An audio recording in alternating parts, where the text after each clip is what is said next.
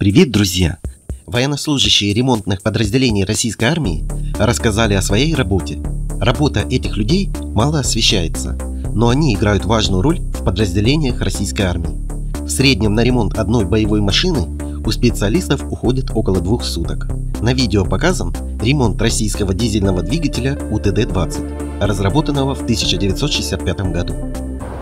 У нас все ребята технически подкованные, технически грамотные. Допустим, данную модель УТД-20 можно при желании за сутки откапиталить. То есть это полностью замена коленвала, замена поршня шатунной группы, распредвалы.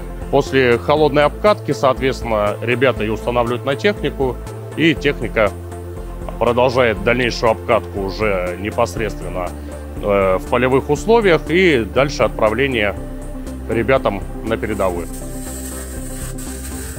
Проблем с запчастями нету, моторы есть, коробки есть тоже. И по башне там тоже все блоки, все такое. Система управления огнем, все на складах, это все есть. На этом на сегодня все. Друзья, спасибо за просмотр и помощь каналу.